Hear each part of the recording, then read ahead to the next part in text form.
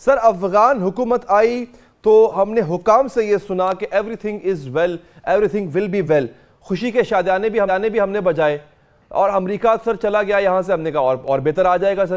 امریکہ کے ہوتے ہوئے دہشت گردی یہاں پر کم تھی اور اب دہشت گردی زیادہ ہے۔ یہ میں نے پہلے بھی اپنے انٹرویو میں بھی بتا چکا ہوں کہ اب معاملات کس طرح بدل گئے ہیں۔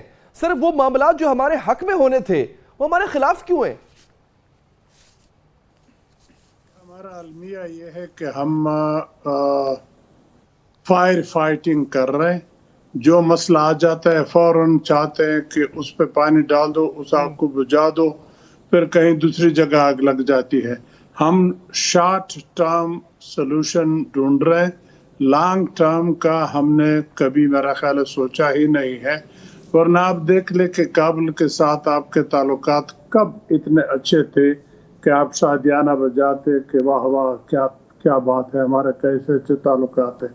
حالانکہ ہم بہت ہی قریبی دونوں ممالک ہیں، خاص کر انڈیپینڈنس ایک دوسرے اوپر، خاص کر افغان کا ہمارے اوپر، تجارت کے لیے، تعلیم کے لیے، صحت کے لیے، یو نیم اے شعبہ، اس میں افغانستان آپ پہ ڈیپینڈنٹ ہے۔ کبھی آپ اس پہ ڈیپینڈنٹ ہو جاتے کسی کام کے لیے، تو تعلقات بہتر ہونے چاہیے تھے۔ اور پھر اب طالبان وہاں پہ حکمران ہے، جیسے آپ نے کہا ہم نے شاید شادیانے بجائے کہ اب تو ہمارے اپنے لوگ برسر اقتدار آئے، لیکن اب یہ دیکھا جائے کہ طالبان سے ذرا پیچھے چلتے جائیں، کب ہماری حکومت کی پالیسی یا تعلقات اتنے اچھے رہے ہیں کابل کے ساتھ، خواہ وہ حکومت پرو رشیا ہو، پرو امریکہ ہو یا پرو پاکستان ہو، ہمارے تعلقات ہر ایک کے ساتھ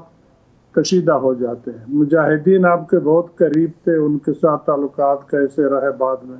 طالبان پہلی مرتبہ ملا عمر کے امیر المومنین بننے پہ آپ کے دوست تھے، برسر اقتدار آئے، سون ہی آپ کے تعلقات خراب ہو گئے۔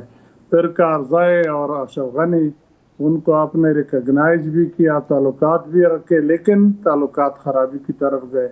اب پھر طالبان آ گئے، آپ کے بہت ہی قریبی دوست، اب وہ کیوں خراب ہو؟ ایک آپ کا افسر جاتا ہے وہاں سرینا ہوٹل میں سبز چائے کی پیالی پہ کہتا ہے جو آپ نے کوٹ کیا کہ don't worry everything will be all right, لیکن وہ آل رائٹ تو نہیں ہوا۔ اب جو کل پرسوں سے بیانات آ رہے ہیں فوج کی طرف سے، ظاہر بات ہے بیانات سخت آئیں گے، کیونکہ ان کے سپاہی شہید ہو رہے ہیں، ان کو سپاہی ان کے بچے ہیں۔ جو بھی فوج میں بھرتی ہو جاتا ہے، آرمی چیف ایسا ہوتا ہے جیسے ان سب کا ایک قسم کا باپ ہے، باپ کا اپنے بچوں پہ ظاہر بات ہے تکلیف تو ہوتا ہے، اس کا ریئیکشن تو سمجھ میں آتا ہے، اور اگر وہ کر لے بھی تو وہ حکومت کے ایک ادارے کا ریئیکشن ہے۔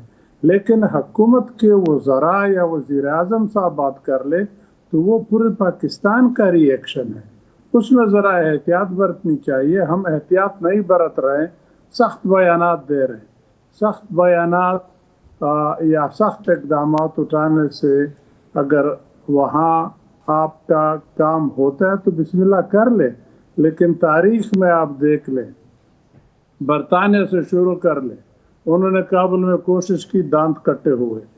پھر اس کے بعد سوویت یونین آیا، ان کے دانت کٹے ہوئے 10 سال کے بعد نکلنا پڑا۔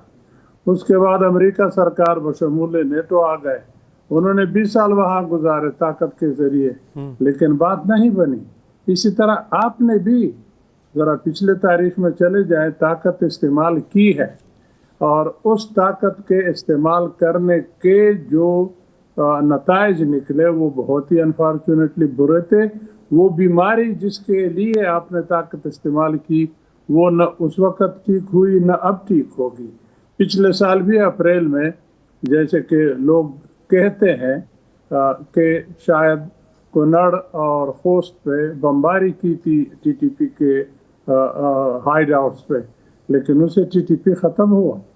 تو طاقت میرا خیال نہیں ہے کہ ان سارے مسائل کا حل ہے۔ فوج طاقت استعمال کرے گی، دیکھیں فوج طاقت استعمال کرنے کے لیے ہی حکومت کا ایک بازو ہے، وہ شمشیر زن والی بات ہے کہ جب ضرورت پڑتی ہے حکومت کو تو وہ فوج کو استعمال کرتی ہے کہ طاقت استعمال کر لے، لیکن اس طاقت کے استعمال کرنے کے لیے فیصلہ حکومت نے کرنا ہے، فوج نے خود وہ فیصلہ نہیں کرنا ہے۔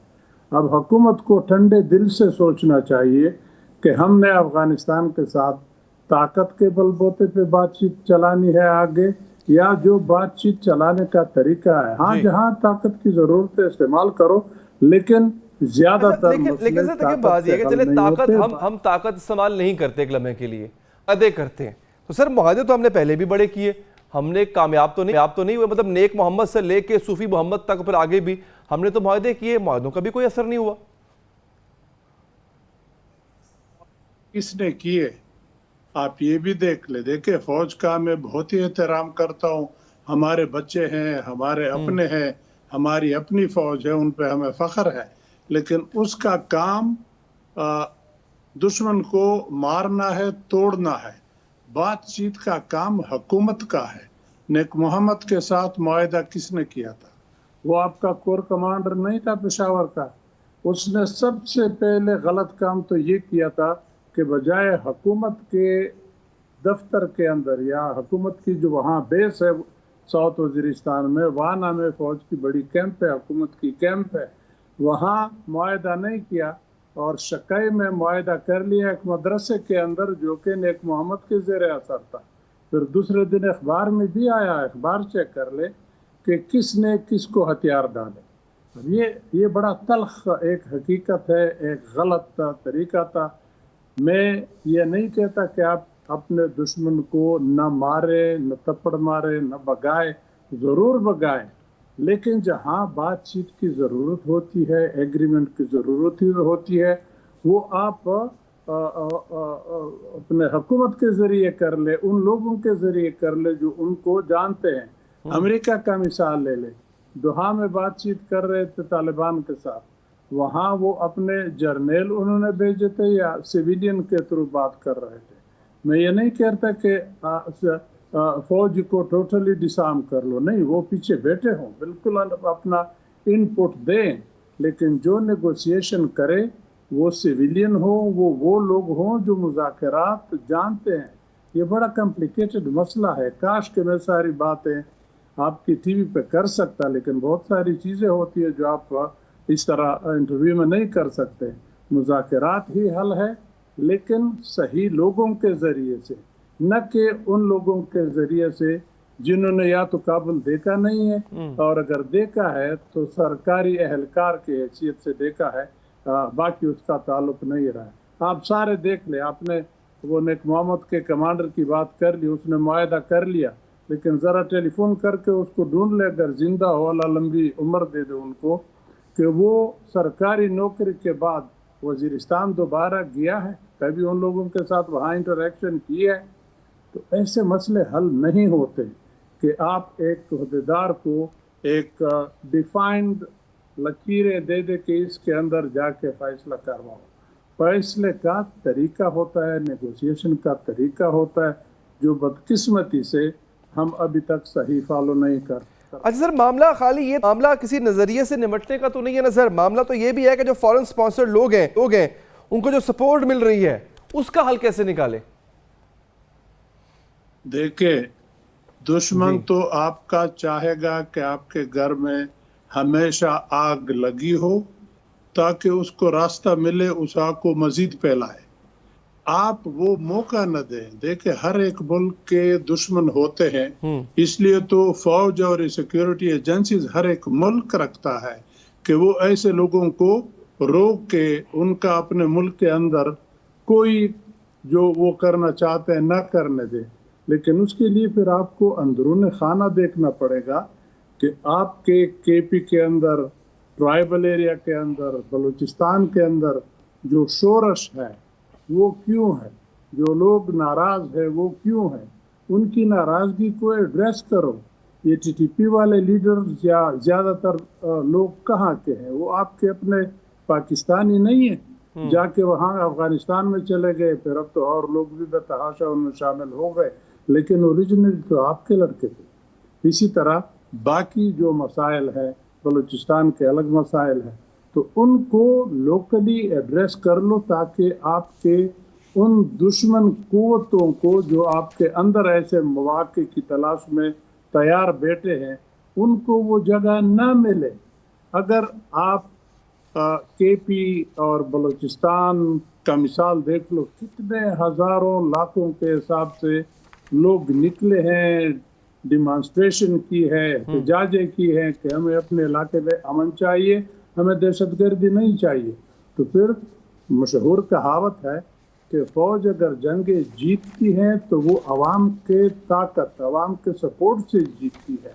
تو ان عوام کو سپورٹ ہم کیوں نہیں دے رہے، ان عوام کو ہم گلے کیوں نہیں لگا رہے جو وہ بھی امن چاہتے ہیں، ہم بھی امن چاہتے ہیں. اگر دو دشمن ہمارا کوئی استعمال کر سکتے ہیں ہمارے خلاف تو وہ اسی علاقے کے لوگ ہوں گے جو ہم سے ناراض ہوں گے. تو ان کو ناراض ہم کیوں کریں؟ یہ بڑے تلخ حقیقتیں ہیں جن کی طرف ہم نہیں دیکھتے ہیں. ہم ہر ایک چیز کے اوپر بقول شخص سے مٹی پاتے ہیں، لیکن مٹی پانے سے مسئلے حل نہیں ہوتے. دب جاتے ہیں، آپ ادھر دبائیں گے تو ادھر سے نکلیں گے، ادھر دبائیں گے تو ادھر سے نکلیں گے. اس مسئلے کو آپ نے حل کرنا ہے آن پرماننٹ فوٹنگ. وقتی آپ دبا لیں گے لیکن پھر نکل آئے. ٹھیک ہے.